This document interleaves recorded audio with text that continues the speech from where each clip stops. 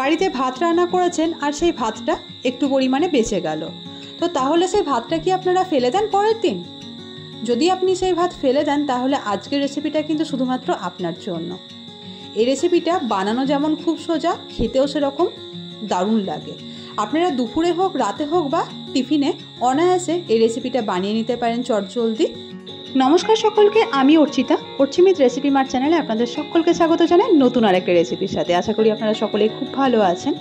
তো আমার আগের দিন রাতের ভাতটা বেঁচে গিয়েছিল, পরের দিন দুপুরবেলায় দেখলাম আর ভাত রান্না করব না, এই রেসিপিটা বানিয়ে নিই। বাড়িতে থাকা যে কোনো সবজি দিয়ে কিন্তু আপনারা এই রেসিপিটা বানাতে পারেন। তাছাড়া পেঁয়াজ, আদা আর রসুন তো সবার বাড়িতেই থেকে থাকে। আমি এখানে নিয়ে নিয়েছি পেঁয়াজ, রাঙা আলু, আলু, গাজর, রসুন এবং আদা ও লঙ্কা কুচি। এবারে একটা কড়াই নিয়ে কড়াইতে দিয়ে দিলাম মোটামুটি 2 টেবিল চামচ পরিমাণে সাদা তেল এবং তারপরে 2টো ডিম ভেঙে দিয়ে দিলাম। এবারে এই ডিমগুলোতে দিয়ে দেবো ওপর থেকে অল্প একটু পরিমাণে নুন আর গোলমরিচ গুঁড়ো। আপনারা চাইলে ডিমের অমলেট বানাতে পারেন, তবে আমি এরকম ফ্রাইড রাইসের ক্ষেত্রে এগ ভুর্জি বানানোটা বেশি প্রেফার করি। তো এবারে নুন আর গোলমরিচটা দেওয়ার পরে ডিমটাকে মোটামুটি 2 থেকে 2.5 মিনিটের জন্য মিডিয়াম ফ্লেমে ভালোভাবে ভেজে এগ ভুর্জি বানিয়ে নেব। এই রান্নাটা করতে করতে অনেক পুরোনো দিনের কথা মনে পড়ে গেল। যখন আমি অফিস করতাম সেই সময়তে রান্না করার খুব একটা সময় হতো না। তো অফিস থেকে ফিরে এসে বা অফিসে টিফিন নিয়ে যাওয়ার সময়তে চটজলদি এরকমভাবে বাসি ভাত দিয়ে ফ্রাইড রাইস টাইপের বানিয়ে নিতাম এবং তার সাথে ডিমের অমলেট করে নিয়ে অফিস চলে যেতাম বা এসে পরে খেতাম। তো এগ ভুর্জিটা ভাজা হয়ে গেলে কড়াই থেকে সেগুলো তুলে নিয়ে আরও মোটামুটি 2 টেবিল চামচ পরিমাণে সাদা তেল দিয়ে তেলের মধ্যে দিয়ে দিলাম জিরে, শুকনো লঙ্কা এবং কারি পাতা ফোড়ন। সেগুলোকে মোটামুটি কয়েক সেকেন্ডের মতো হালকা সটে করে নেওয়ার পরে দিয়ে দেবো এখানে আগে থেকে কেটে রাখা আলু এবং রাঙা আলু।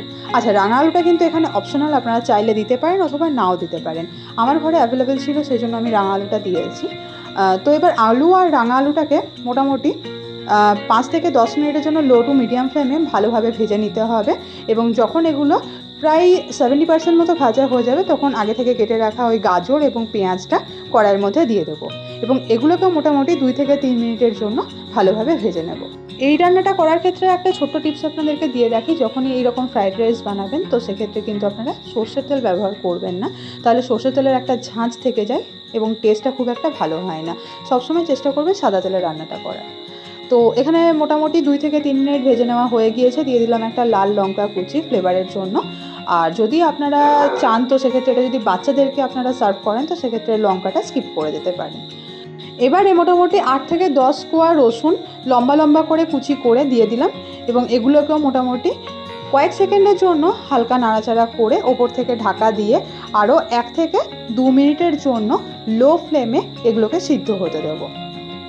2 মিনিট হয়ে গিয়েছে। এবারে ভালোভাবে এগুলো নাড়াচাড়া করে একবার চেক করে নেব আলুটা এবং গাজরটা সিদ্ধ হয়েছে কিনা। দেখুন, আপনারা দেখতেই পাচ্ছেন আলুটা কিন্তু আলু এবং পেঁয়াজটা খুব সুন্দরভাবে সিদ্ধ হয়ে গিয়েছে আর গাজরটাও ভালোভাবে সিদ্ধ হয়ে গিয়েছে।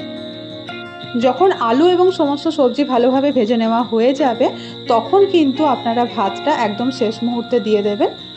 আর আমি এখানে আগের দিনের বেঁচে যাওয়া ভাতটা দিয়ে বানিয়েছি। আপনারা কিন্তু চাইলে যদি আপনারা রাতে বা জলখাবারে খেতে চান, যদি নর্মাল ভাত করাও থাকে সেটা দিয়েও আপনারা এই রেসিপিটা বানিয়ে নিতে পারেন। তো ভাতটা দিয়ে দেওয়া হয়ে যাওয়ার পরে ওপর থেকে দিয়ে দিলাম স্বাদ অনুসারে নুন আর দিয়ে দেবো মোটামুটি ওই হাফ চা চামচ পরিমাণে গোলমরিচ গুঁড়ো, দেবো 1 টেবিল চামচ পরিমাণে সয়া সস। আমি এখানে ডার্ক সয়া সসটা ব্যবহার করেছি।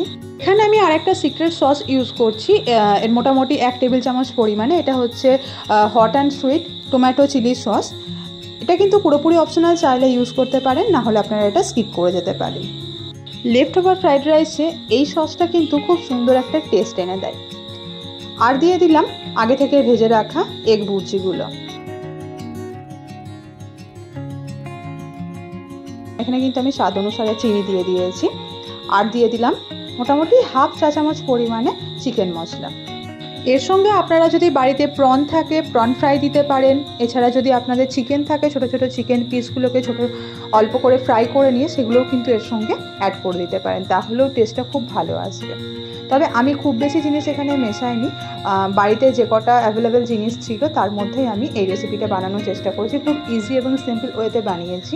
আপনারাও কিন্তু এই একইভাবে বাড়িতে লেফট ওভার রাইস দিয়ে ফ্রাইড রাইস বানিয়ে নেবেন। এবং যদি আপনারা বানান বাড়িতে, খেতে কেমন হয়েছিল আমাকে কিন্তু কমেন্ট বক্সে লিখে জানাতে ভুলবেন না। তো সমস্ত উপকরণগুলোকে ভাতের সঙ্গে ভালোভাবে মিশিয়ে নিতে হবে এবং মোটামুটি 1 থেকে 1.5 মিনিটের জন্য হাই ফ্লেমে নাড়াচাড়া করে নিতে হবে এবং তারপরে গ্যাসের ফ্লেমটা অফ করে দিতে হবে। ব্যাস, তাহলে তৈরি হয়ে গেল আমাদের আজকের special recipe left over rice দিয়ে ফ্রাইড রাইস। ছোটোবেলায় আমরা এই রেসিপিটাকে কি বলে জানতাম বলুন তো? এটাকে বলতাম ভাত ভাজা। যেহেতু এটা বাসি ভাত দিয়ে তৈরি হতো তার জন্য এর নাম হয়েছিল ভাত ভাজা। আপনারা এই রেসিপিটা যদি জেনে থাকেন আগে থেকে, তাহলে কি নামে জানতেন কমেন্ট বক্সে লিখে জানাতে ভুলবেন না। এই ফ্রাইড রাইসটাতে না ধনেপাতা কুচি দিলে খেতে খুব সুন্দর লাগে। যেহেতু আমি আগে দিতে ভুলে গিয়েছিলাম তাই আমি এখন ধনেপাতা কুচি দিয়ে দিলাম এবং সার্ভ করছি গরম গরম এই ফ্রাইড রাইসটা। আর এর সাথে আমি বানিয়েছিলাম কেঁদুরি দিয়ে ভিন্ডি দিয়ে এক ধরনের সবজি রেসিপি, যেটা এর আগে অলরেডি আমি আমার চ্যানেলে আপলোড করেছি, চাইলে আপনারা একবার দেখে নিতে পারেন। আশা করছি আপনাদের এই রেসিপিটা খুব ভালো লাগলো।